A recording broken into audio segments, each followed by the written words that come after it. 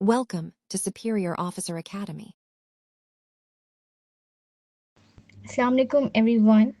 आज जिस एडिटोरियल पे हम बात करने जा रहे हैं it was published on 25 May 2025 in Dawn newspaper. इसका टाइटल है कैप्टिव वुमेन। ये एक ऐसे इशू को हाईलाइट करता है जो हमारे डेमोक्रेटिक वैल्यूज़ के लिए बहुत अलार्मिंग है। पाकिस्तान की हिस्ट्री देखें तो वुमेन पॉलिटिकल वर्कर्स ने कभी भी रिप्रेशन के सामने सर नहीं झुकाया। उन्होंने हमेशा प्रोटेस्ट और मूवमेंट में एक्टिव रोल प्ले किया है, चाहे सिस्टम कितना ही ब्रूटल क्यों ना हो। लेकिन आज के दौर में स्टेट का बिहेवियर बहुत ज़्यादा अथॉरिटेरियन होता जा रहा है और इस ओवर रीच का निशाना बन रही हैं पॉलिटिकली एक्टिव वुमेन। एडिटोरियल की शुरुआत हमें ये बताती है कि जिस जज्बे से औरतों ने डेमोक्रेसी के लिए आवाज़ उठाई, आज उसी आवाज़ को जेलों और केसेस के ज़रिए चुप कराया जा रहा है। ये सिर्फ ओपोजिशन का सप्रेशन नहीं है, ये एक सिस्टमैटिक जेंडर्ड क्रैकडाउन है जहां औरत का सियासत में एक्टिव होना खतरनाक तस्वुर किया जा रहा है। लॉफेयर, मीडिया ट्रायल्स और फॉल्स नैरेटिव्स यूज़ किए जा रहे हैं ताकि डिसेंट को क्रिमिनल बनाया जा सके। और हम सब के लिए ये सोचने का वक्त है, क्या ये हमारी सोसाइटी का असल चेहरा है? क्या हम इतने इनसिक्योर हो गए हैं कि एक औरत की पॉलिटिकल पार्टिसिपेशन भी बर्दाश्त नहीं कर सकते? It's not just about women, it's about justice, democracy and the cost of silencing truth.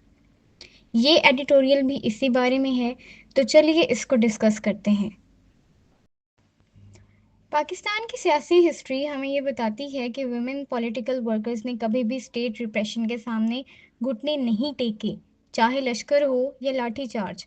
औरत ने हमेशा अपनी आवाज़ उठाई, डर और खौफ के बावजूद। लेकिन आज का सीन कुछ और है। स्टेट का अप्रोच ज़्यादा अग्रेसिव होता जा रहा है।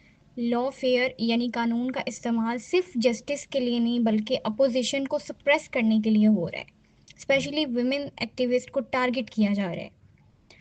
एडिटोरियल ये बताता है कि स्टेट ओवररीच सिर्फ पॉलिटिकल इश्यूज नहीं है, ये एक नेशनल इशू है।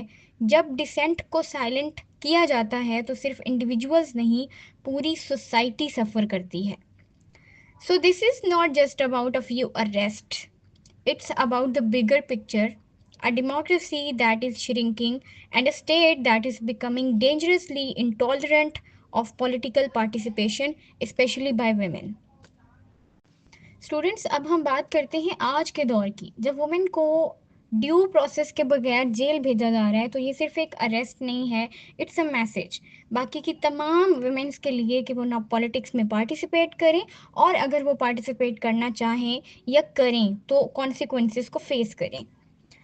इस सप्रेशन का सबसे ज़्यादा असर बलूचिस्तान जैसे रेस्टिव रीजन्स में महसूस हो रहा है। जब स्टेट डायलॉग के बजाय फोर्स यूज़ करती है तो लोगों का ट्रस्ट टूट जाता है, सोशल कोहेजन डैमेज होती है, और ऐसे वक्त में जब हमें यूनिटी की सबसे ज़्यादा ज़रूरत है, हमें खुद ही अपनी स्टेट, अपने लोगों को कमज़ोर करी है।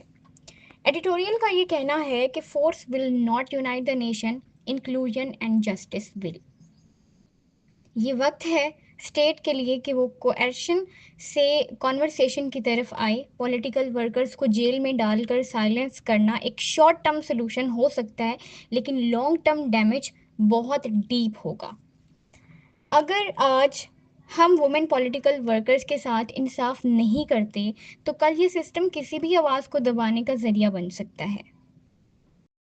स्टूडेंट्स, अब हम बात करते हैं कुछ वे फॉरवर्ड्स की, कुछ ऐसे सॉल्यूशंस जो ये एडिटोरियल हमें प्रोवाइड करता है, क्योंकि इसकी अप्रोच सिर्फ क्रिटिसिज्म तक लिमिटेड नहीं है। सबसे पहला सॉल्यूशन है conflict hit regions, specially Balochistan से पीसफुल वॉइसेस को इंगेज किया जाए। डायलॉग और ट्रस्ट बिल्डिंग ही असल रास्ता है सस्टेनेबल पीस का। दूसरा सॉल्यूशन है political detentions, specially women activist के हवाले से पॉलिसीज़ का रिव्यू ज़रूरी है।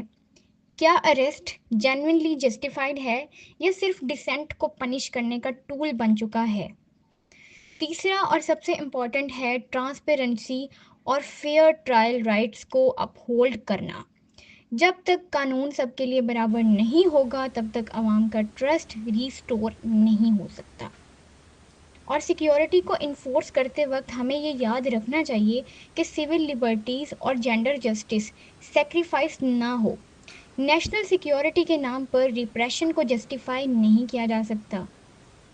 Suppressing women would not bring peace, only justice will. Even हमारा एडिटोरियल भी यही हमें बताता है।